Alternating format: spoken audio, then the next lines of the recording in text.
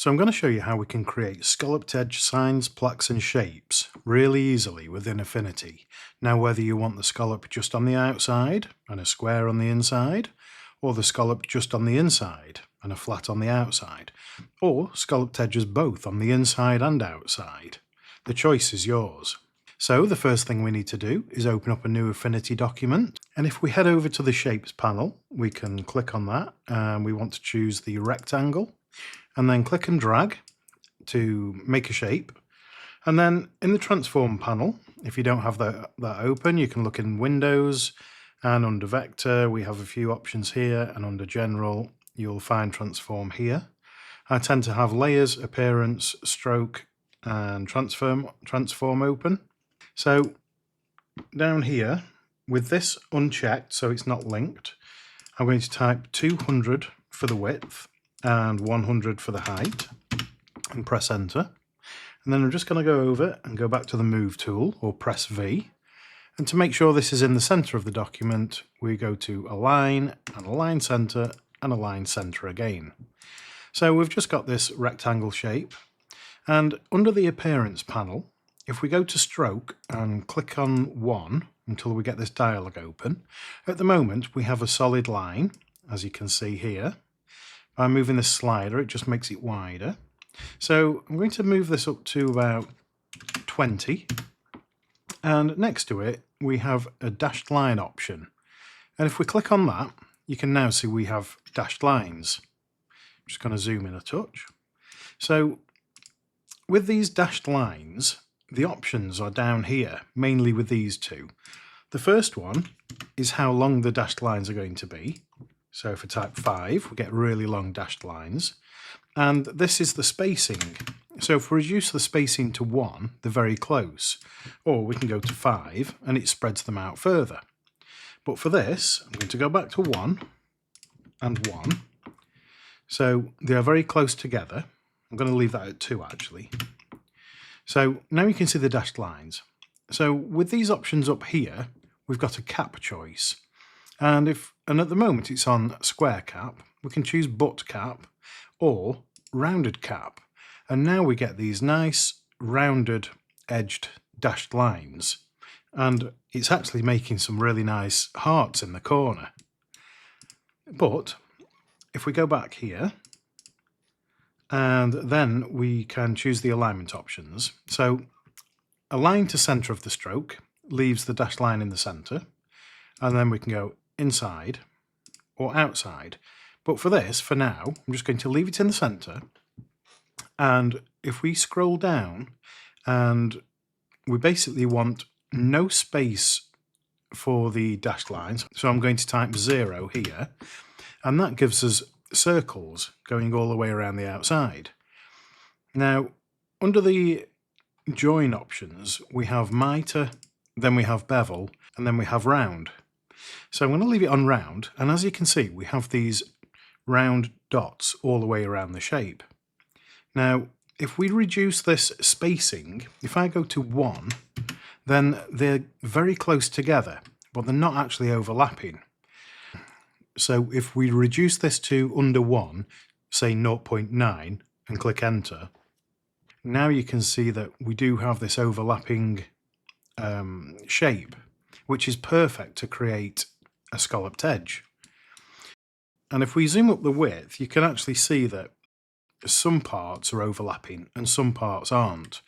So what we would have to do is actually reduce this a little bit more, say 0.8, and now we have a good overlap all the way around.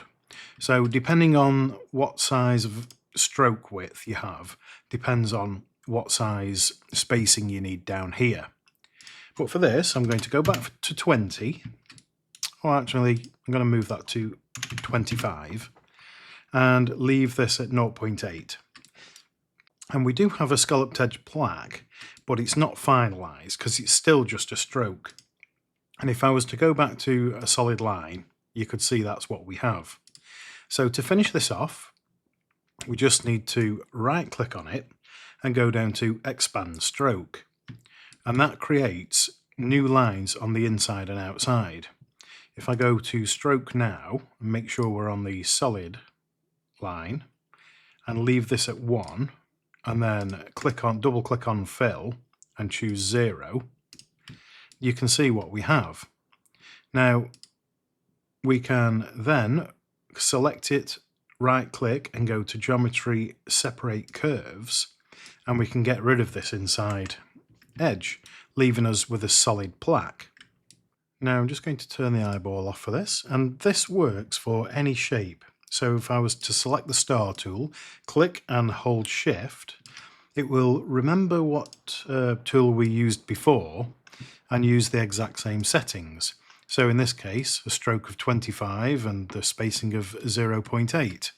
And again, we can make the stroke width bigger, and let's say 40, and that gives us a nice larger scalloped edge all the way around this star.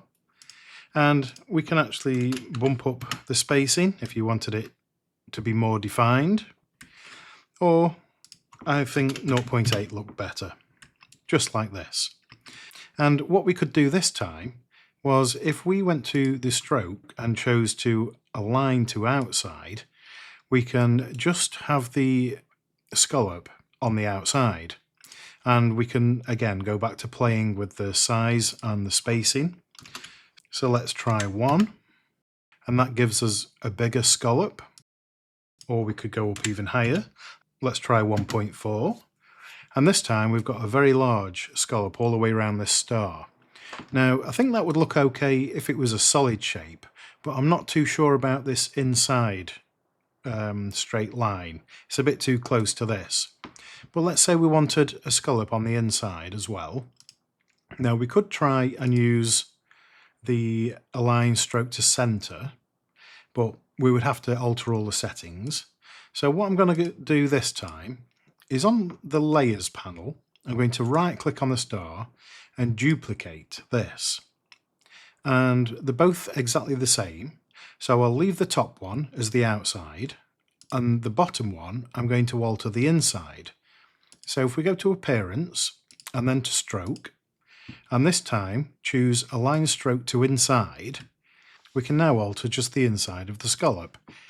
Now this might look quite wide, so if we go to the layers and make sure we're on this bottom one and Appearance, we can then start to reduce this, say to 30. That brings it in a bit. And we would need to do the same for the outside. So make sure we've got that selected, and then we could choose 30 to alter the outside. And this is just another way of changing the inside and outside. So on the bottom one, for the inside, we could actually go back to the stroke and choose to be a solid line. And this time we can offset the inside of the shape to be a different width, whatever looks nice. And at the moment we have these rounded corners here, and that's all to do with which kind of join we use here. So if we choose miter, then we get a nice straight edge, a nice sharp corner here. So if we zoom out, if we're liking this, what we could do now, because we have two shapes, what we'd need to do is select both of them, then right click and choose Expand Stroke. Once we've got that, we have this shape and we have this shape. I just undo a little bit. Then we can choose both, and we can either right click and go to Geometry XOR or Merge Curves, or with them both selected, we could go up here and choose this XOR. And when we select that, we now have just one shape with an outside and an inside edge. And if I put the fill to 0 and the stroke to 1, you can see what we've got. That's another way of creating scalloped plaques. Okay, with this selected, we can also just go down here, and this will swap the stroke to a fill. It's just a nice quicker way of changing. And if we don't want the inside and we wanted a solid fill, or if we wanted to create a picture frame, what we could do is make a duplicate of this by coming down and selecting duplicate. And with the bottom one, I'm just going to move it out of the way. I'm going to right click. I'm going to go to geometry and separate curves.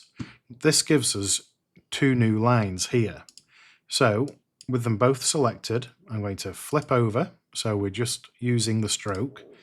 I'm going to select this inside and delete. So this time I'm going to choose a different color for the fill. I'm going to choose a blue. And with this one selected, we can align to the center. And we can align this one to the center. And there you can see we have a frame over a solid backboard. And as you can see, with just changing the width slider, the cap join, align, and these numbers down here, you can create any kinds of shapes that you want. And with using the layers panel as well, you can really build up lots of different kinds of plaques. And this really does work with any kind of shape, really, even if you brought one in yourself. Because it's using the stroke, you can use it on any lines that you want to. Well, I could go on and on with this, but it's basically the same process for any kind of shape or lines.